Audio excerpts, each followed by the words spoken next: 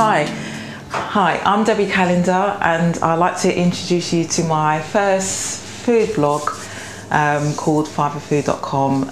The reason why I've come up with this idea is because of different issues.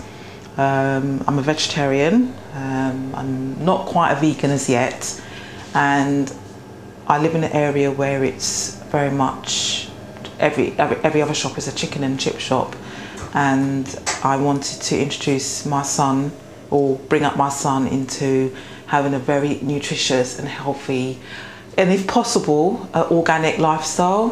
What I would like to do is I would like to cook one of my favourite salads called wild rice salad, due to the fact that it's got lots of different ingredients. It's like I said, it's wild rice. It's wild rice and long rice. Rice is a very, very healthy food that you can have. It's got different sort of dressing ingredients. For example, it's got, or it will have peas, garden peas. You can use sesame seed oil, but I prefer to use hemp oil because hemp oil is more nutritious. It's got a lot of the like your bog standard salad ingredients, like cherry tomatoes and salad. It's got spring onions and celery and that kind of thing. And for the dressing, it's got a very, very healthy dressing, like lemon juice, and like I said, as I said before, it's got hemp oil. So that's kind of a really nice meal. You can use it as a main meal and have something with it, but I prefer to have it as just, as I say, it's a salad, and you can have it with something else. Now with rice is a very, very, like I said, it's a very lovely food that you can have, but also can be very dangerous if you don't cook it properly. You cook it and then you cool it down, and then you cook it again or warm it up again. You can get serious food poisoning. But with this, what you want to do, you want to cook it for 40 minutes and then let it cool down quite to a very, very cool temperature.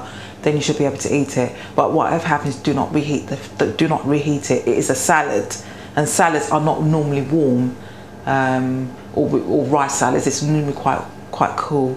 So if you know you're going to have a rice salad, the best thing to do to make the cooking process quite quickly, you can actually soak the rice in very, very cold water in a bowl, making sure that it's completely covered, and leave it for 8 hours. So what I normally do, I will get up, I feel like having something, rice, I feel like having a rice dish. So what I would normally do is get up, pour myself some rice in a very, very cold water, and leave it, cover it and leave it, go to work, come back, and it's nice and soft. And in fact, the rice will then actually cook quicker when you do that.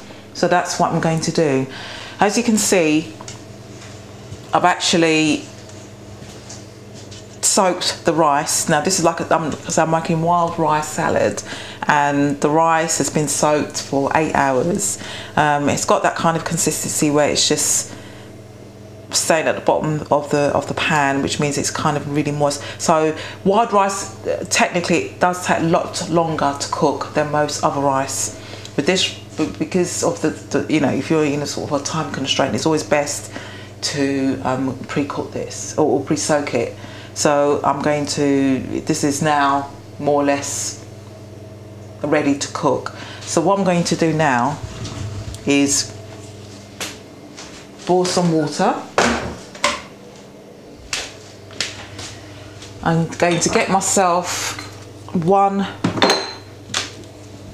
vegetable cube, stock cube. This is actually organic. I prefer to use organic.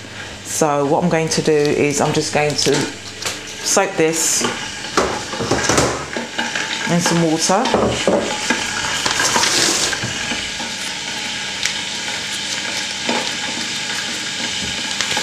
Okay.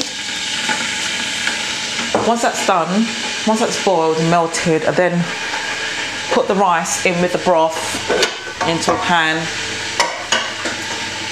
and I would say cook it 30 minutes, because of the fact that you've actually pre-soaked the rice for nearly 8 hours is not going to take too long to cook. Now this is boiling now, so we're going to melt this.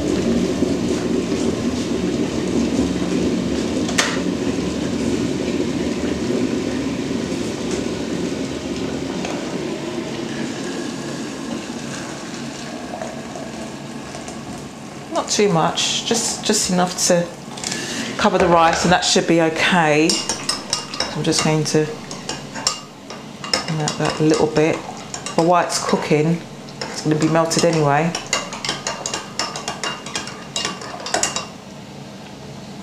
So what we do, just put that in a pot.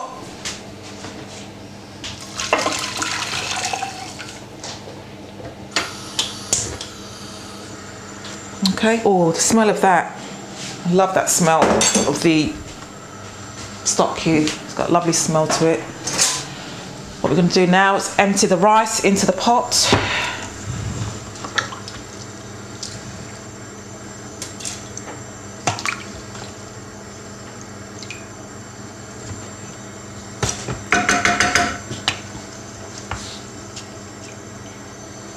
Once this is cooked, it's got such a lovely, really nice kind of a nutty taste to it, but not nutty. You know what I mean? The other thing another issue I have, I do have a very, very severe nut allergy. So again, it's really important what I eat when I go out and what I cook. So there will be nothing with any nuts. Some seeds are okay, but I still got to be careful because of the fact that the seeds can be packed in the same factory as nuts, so I have to be very, very careful. So you can understand why I'm really, really passionate about what I eat and what's put into my body.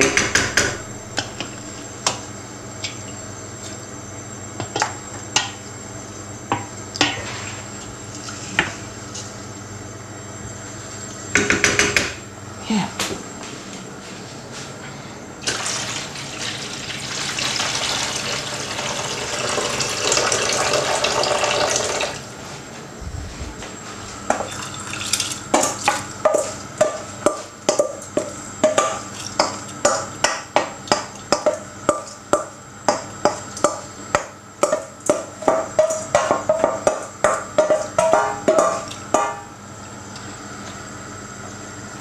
So let that, bring that to the boil. Okay, to speed up the process, just put your lid on. And this amount should serve about 8-9 people, depending if they're very hungry, but I've estimated for about 8-9 people.